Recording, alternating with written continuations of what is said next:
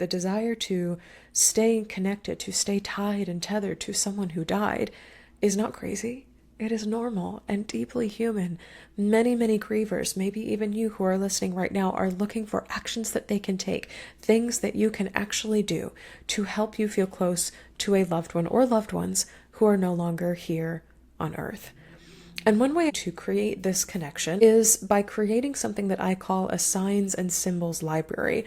And this is a tool that helps you remember and honor your loved ones using lists of your 5 senses.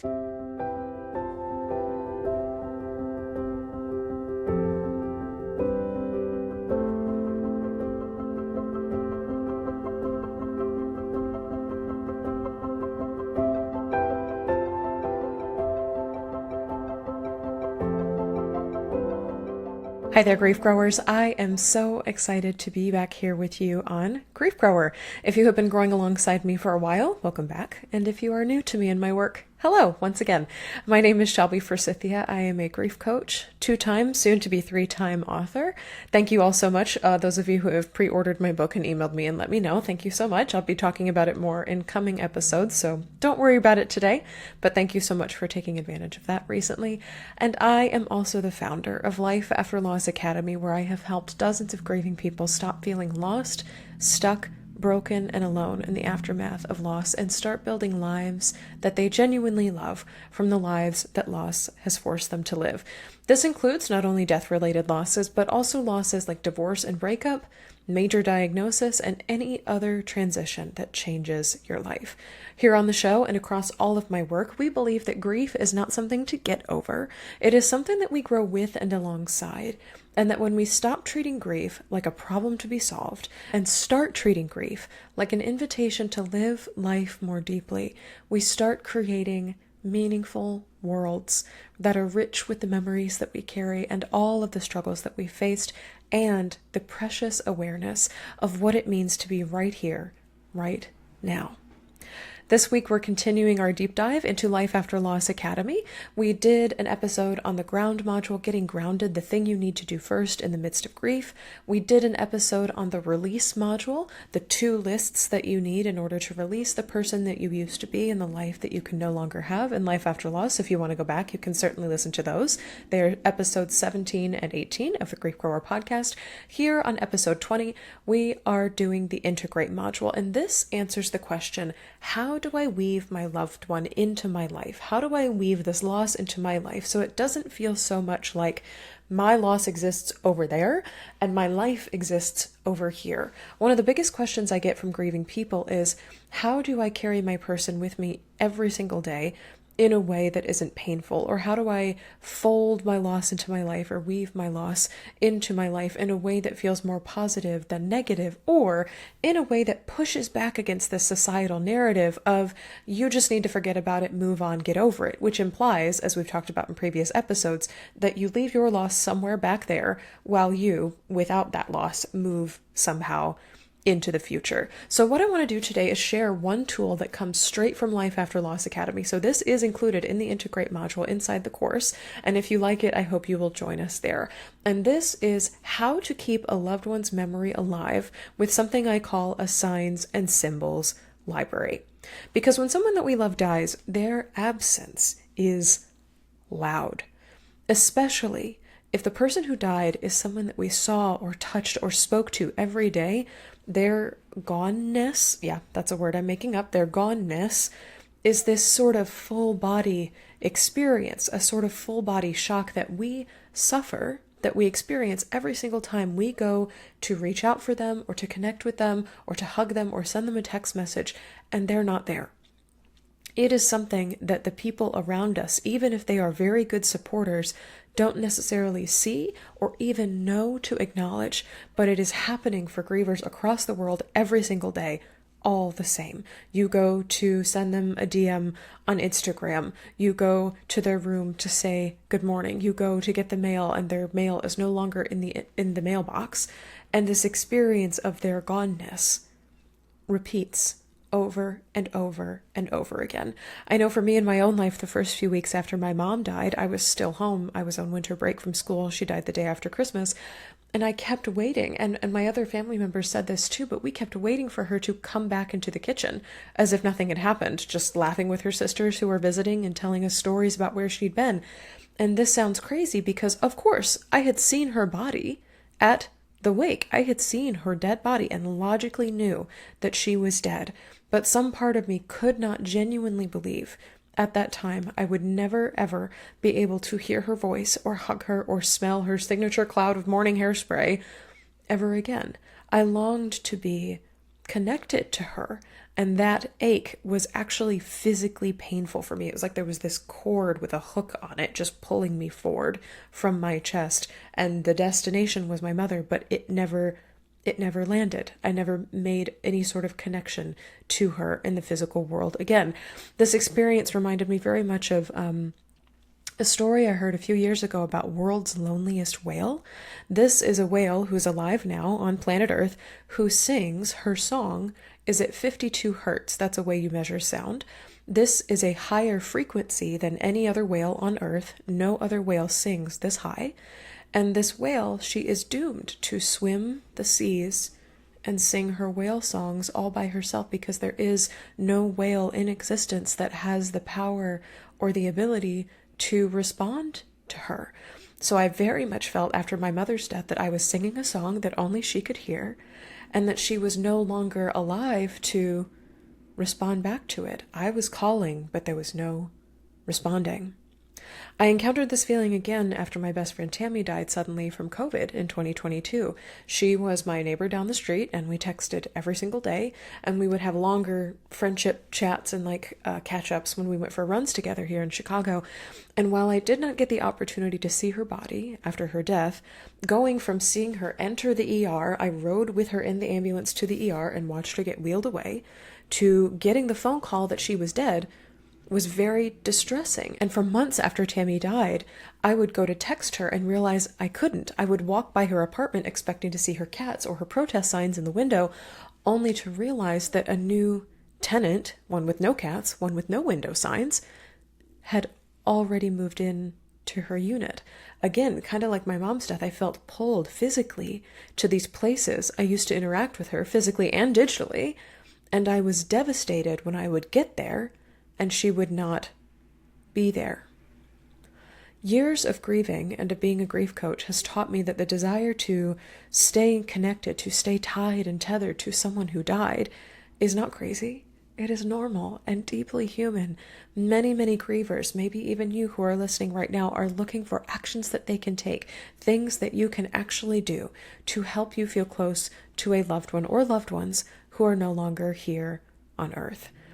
And one way I teach students inside Life After Loss Academy to create this connection, and here is where we get to the tool for the day, is by creating something that I call a signs and symbols library. And this is a tool that helps you remember and honor your loved ones using lists of your 5 senses. This is an easy, done in 5 minutes or less way for you to fold your loved one into your life through sights, smells, sounds, tastes, and touches that shine a spotlight on their presence and the ways in which you are still connected, instead of shining a spotlight on and highlighting the fact that they're no longer here. And whether you believe that your person has the ability to send you messages from the afterlife, this is something I personally believe, or if you don't believe in an afterlife and want to feel surrounded by their memory every day, this tool is something that can be helpful to you. So let's start with what the heck is a signs and symbols library? It sounds very fancy. It sounds like a very official established building. It is not. It's a list. A signs and symbols library is a collection of sensory activators, sights, sounds, smells, tastes, and textures that connect you to or remind you of the memory, presence, and essence of someone you lost. This is not about making your grief disappear. It is about inviting your loved one back into your life in ways that are intentional and comforting. And here's the key, to you. I do not want to see anything on this list that is a reminder or a comforting thing for somebody else in your life, whether a friend or a family member. I want your signs and symbols library to only be made up of things that feel resonant for you. You can think of it sort of as a personalized to you memory bank that are full of sense-based reminders and symbolic anchors that help you feel tethered to your person who died. Here's how to build it, how to build your own signs and symbols library wherever you are. So get out a piece of paper. If you're old school like me, paper and pen is great. If you're new school or if you're like on the go, you can do this in the Notes app in your phone as well, kind of regardless of which carrier you have for your phone. At the top of your note or your piece of paper, just title your list My Loved One's Signs and Symbols Library. You can put their name. You can say My Mom's Signs and Symbols Library. You can say My Spouse's Signs and Symbols Library. You can say My Dog's Signs and Symbols Library, whatever the case may be. Use their name, use their relationship to you, whatever resonates. And then write down or make a space for each of the 5 senses: sight, smell, sound, touch, and taste. And leave room under each one of those for 3 to 10 items. I don't know how many you're going to think of. The sky is the limit, but leave room for you to make lists underneath those. And then set a timer for 5 minutes, and under each one of those headings, each one of the senses, list as many things as you can that remind you of your person, or I did mention dogs, of your pet who died. Remember that the goal of this tool is to engage your 5 senses and notice what brings your person to mind. You are not making anything up. You are simply tuning in to what you already remember about them. And I want to give you some ideas to get you started. So under sight, you might put photos, home videos, favorite clothing items of theirs, a place that they loved. This could be a beach or a local cafe or the skyline of a certain city. You could do their favorite color or visual symbol. A lot of people mention butterflies, dragonflies, cardinals, stars, things like that. Under smell, you might do something like their perfume, or if they wore cologne or aftershave, or a kind of soap that always reminds you of them, or specific scented flower. That might be something worth putting under smell. You might do a meal or a baked good that they used to make, like you'd walk in the house and smell something and it reminded you of them. You might do things like outdoor smells, like yard clippings, flowers, books off the shelf, or old books. That's one for a lot of people. Or any other nature smell. I'm thinking like sometimes, I don't know if this is resonant for anybody else, but like sun-baked laundry, like laundry on the line, has a very specific smell to me, and that always reminds me of my mom.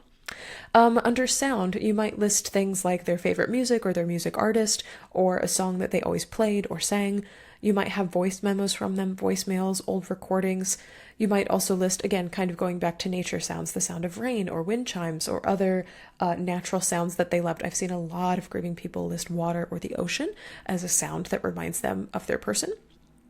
For touch, you might list things like fabrics that remind you of them. So like a soft hoodie or a denim jacket or flannel or like a coat that they used to wear. This could also be a piece of jewelry that they wore or something that they gave you or something that you had made to remember them. I'm thinking rings, watches, cufflinks, whatever, things that you can touch and remember them.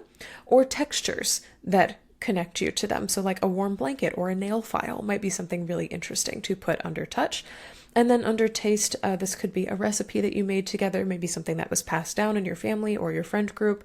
This could be a drink that they loved, whether it's coffee or wine or a very specific, hard to get kind of soda.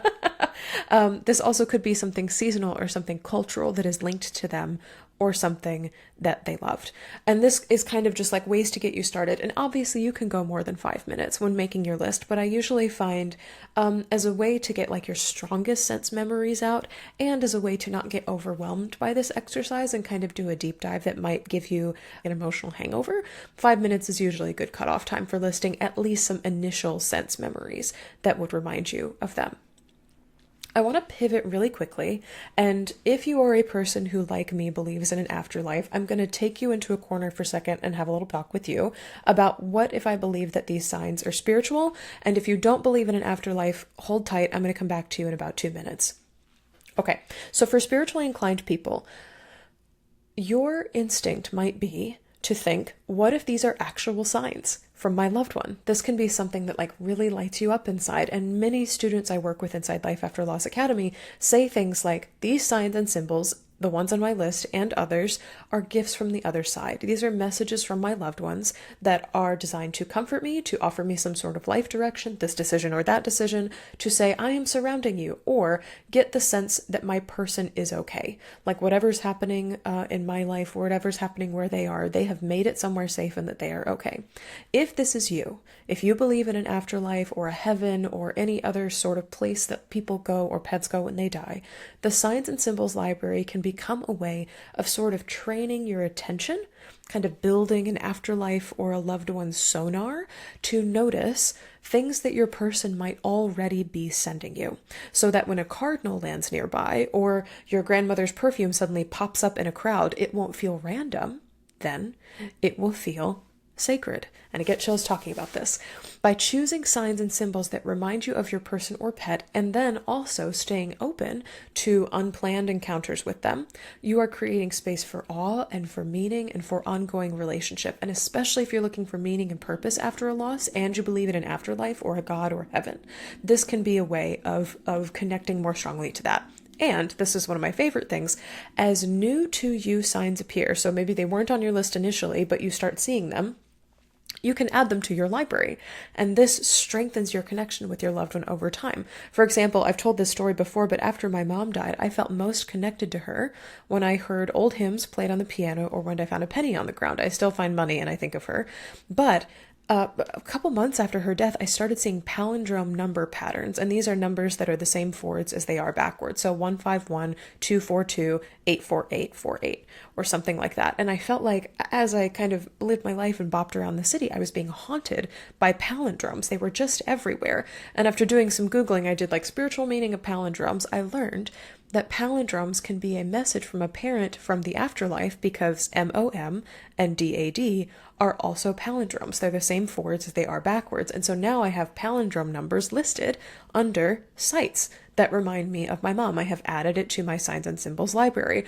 Other things I've included for my mom, surprisingly, have been spiders. She did not like spiders in life, but I saw a lot of spiders after her death, and I've learned, are symbols of feminine creativity, and my mom was a very creative woman. Also African violets, the little potted blooming flowers, and any book or piece of art by the author Sark. She is a very childlike and colorful artist, and I think my mom would have just really liked her art, and I see her in a lot of places, and it just reminds me of my mom. And so I've had the opportunity in feeling like there is an afterlife and my mom is sending me things, and kind of like my mom has a sort of input on what gets added to the list. I have expanded the Signs and Symbols library. We've added some additions onto the library, and so it's gotten bigger as my relationship with her, she's been dead, will be 12 years now in December, over time. And this is something that can happen for you too. I also, I'm pivoting to the other corner of folks here. What if I don't believe in an afterlife? That is okay. Some of my clients and students in Life After Loss Academy believe that nothing happens when we die, and that is completely valid. I am not here to take that belief away from you or force my beliefs upon you. Remembering your loved one, and I want you to hear this, does not require a belief in the mystical or the spiritual. So even without believing that your loved one is out there somewhere or like still connected to you somehow, you can use a Signs and Symbols library to bring more intentional remembrance of them into your life. This comfort, this flavor of comfort, does not have to come from the idea that they're like watching over you. He sees you when you're sleeping, kind of creepiness. It can come from the ritual of remembering them on purpose. I once had a client from Australia who was grieving the death of an ex-boyfriend, and it was an especially heavy and sort of stigmatized grief for her because of their breakup, their mutual service in the military, and the way in which he died. And she was struggling to feel connected to him, especially because people who might want to remember him with her seemed to have already moved on because they found out about his death when it happened 2 or 3 years ago. Their grief was not as fresh. And so I was one of the few people that she was able to remember him with. And together, we created a Signs and Symbols library for her that included some of the clothing he commonly wore, animals that she remembered him loving, and songs that she remembered him singing. And she didn't necessarily believe in an afterlife, but she began forming a positive association with these objects, these senses that she listed, and would practice saying things like, I see a cockatoo, and I think of how John loved their silly yellow mohawk feathers. If you're watching this on YouTube, I'm wearing yellow and I have my mohawk up today. in honor of this story. So suddenly cockatoos were no longer just birds that existed in Australia. They were opportunities to remember her ex in a way that felt comforting and affirming, and a way to keep him close in her mind. So she didn't necessarily see this bird and say, "Hello, John." She didn't believe it was him or a sign from him, but it was, "I see a cockatoo and think of how John loved them." And that is a way to connect these signs and symbols together to him in her mind. So the signs and symbols library does not have to be about magical thinking or thinking your person is still here in the ether or in the mist somehow. It's just about creating deliberate connection to someone who has died. This is your permission slip. I'm handing this to you now to create a sacred space for memory, not because your loved one is speaking from beyond necessarily, although if you believe that, more power to you, but because they mattered and you want to keep them with you. And while you may not have had the power to bring them back to life, none of us has that power, you can draw them closer to you through objects and sights and scents and food and drink. I want to address a really common question now that I get about this tool specifically, and that is, what if I didn't get to meet the person who died? Signs and symbols, how do I do them for miscarriage, stillbirth, estrangement, adoption, or ancestral loss? Instances where, for whatever reason, it may have been the circumstances of the loss or the circumstances of when I was born or got to this family or whatever the case may be, I didn't get to meet the person who died. I don't have a lot of sense memories tied to them. So it gets a little more abstract here. You got to use a little more imagination for creating this kind of signs and symbols library. So for miscarriage and stillbirth, consider choosing a color or a flower or a quote or an animal to represent a life that didn't get to unfold. If you are estranged from family or are part of an adoptive family or have distant family or ancestral relationships, people that you didn't get to meet for whatever reason, you might use photos or secondhand stories or objects to kind of build kind of a rickety connection where direct memory may not exist. You can sort of pull upon the stories or the experiences of other people to tell you what sense memories can connect you to this person who you didn't get to meet potentially, or didn't get to spend a lot of time with in real life. Because even if you didn't get to know the person who died on a physical or a mental or an emotional or a spiritual level, you do get to decide how you relate to them now, in this moment, at this time in your life. I want to get to another question that I get from people when doing this exercise, and it's kind of, it's always funny to me because it's said usually so directly, and it's just like, Shelby, this feels fake. I feel like I am just making a list of all the ways I can see them and like forcing my connection to my person into my life. This just feels not real. This feels fake or forced to look for signs, kind of playing I Spy, instead of just waiting for my person to appear. If my person wanted to, they would just appear to me. A lot of grieving people feel, understandably, like it's cheating to assign meaning to a number or a flower or a bird or a piece of clothing, and they worry that unless a sign shows up of its own free will and volition, that it doesn't count as like a real sign from their person who died. But what I want to tell you is what I've seen over and over and over again in Life After Loss Academy is that whether a sign or symbol is one you choose or one that surprises you, the effect of it is the same. It fosters connection and closeness to the person who died. And that is the ultimate goal, at least for me as a grief coach, for you integrating loss into your life. You say you want to feel closer to your person who died. This is the way to do it. And creating a library of signs and symbols doesn't cancel out your ability to receive spontaneous signs and symbols. You can absolutely still receive them. I had my whole library of hymns and songbirds and pennies on the ground, and my mom was like, "Numbers? Spiders? The artist Sark? Okay, absolutely add that to the library." Creating intentionally a library of signs and symbols can actually make you more receptive to the weird or the unexpected things, the ways that they may be trying to communicate with you, or the things that may remind you of them without you even consciously being aware of them. The act of choosing to see your person in the everyday is not something that's forced. It is this exercise, this tool is an intentional sort of space making for your person's presence. It is one of dozens, hundreds, thousands of ways that you can demonstrate that you continue to love them. And so you continue to open up space for them in your life. The thing I want to leave you with as we close out this episode today is that you get to decide. You choose how you maintain your connection with someone who has died. There are many, many things that loss takes away from us, but one thing it cannot take is how we choose to remember them. And one really helpful tool for keeping them close is my Signs and Symbols library tool. Having this collection that you have built, personalized to you, customized to your relationship to your person, of sensory memories that connects you to them, prevents you from A, just relying on one sign or symbol to remember them, and B, opens you up to all the possible ways that they can be carried forward with you as you move forward after loss. So create this library today, but also give yourself permission to let it evolve with you as you grow through grief years and decades later.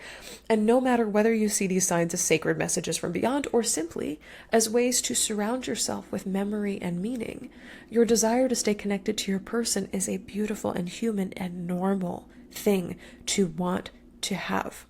You can use this list to say, I always think of my mom when I drink green tea, and so you start buying green tea for your house. Or I always think of my best friend when I see the morning skyline of Chicago over the lakefront, and so you get a framed photo of that and bring it into your house. You can use these lists to draw them closer to you in tons and tons of ways. And so you create a life that is literally surrounded by their presence, but one where you are the one moving forward. You are just choosing how they come with you. And then as you go out into the world, as you go out in nature, as you spend time with friends and family, as you go to work or school or parent children or take care of pets or other family members, you open up tons and tons and tons of other opportunities to see memories and reminders of them from your Signs and Symbols library. You can see green tea at a coffee shop. You might see green tea on vacation in Japan. You might see somebody who crocheted a cute green tea bag that's riding the train to work. There are so many different ways that they suddenly appear when you say, hey, this is how I will notice and remember you. If you would like help building your Signs and Symbols library, or if you would like to explore the more than 50 other tools I have created just like this one to help you fold losses and loved ones into your life instead of being forced to forget them and move on and get over it like society tells you to, I hope you will join us inside Life After Loss Academy. Once again, Module 3, which is called Integrate, is all about the many, many ways we weave our memories, our struggles, and our loved ones into the fabric of our lives so they get to come with us as we rebuild life after loss. And that is one of the greatest and frankly easiest gifts you can give yourself after something devastating has happened.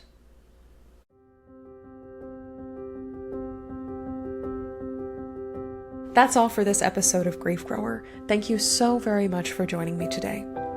If you're looking for grief support beyond the show, you can find free workshops, blog articles, and my quiz, What's Your Grief Support Style?, at shelbyforsythia.com/links. And if you'd like to get support from me for your unique loss experience, please join us in Life After Loss Academy, my online course and community for grievers. As a student, I'll walk you through my 5-step grief framework for rebuilding life after loss, and you can get live coaching from me every single week to answer your questions and help you brainstorm ideas for how you'd like to move forward. Replays are always available if you can't attend live, and it's just $33 a month to join, or $22 a month if you're a marginalized or financially stressed griever. Now through August 31st, you can try 1 month of Life After Loss Academy free with the code GRIEFGROWER. Yep, the name of this podcast. You can find a link to that in the show notes. Grief Grower is hosted by yours truly, Shelby Forsythia, and our theme music is composed by the great Addie Goldstein. Until next time, Grief Growers, I see you. I am so proud of you and the work that you're doing in the world, and I love you. Because even through grief, we are growing.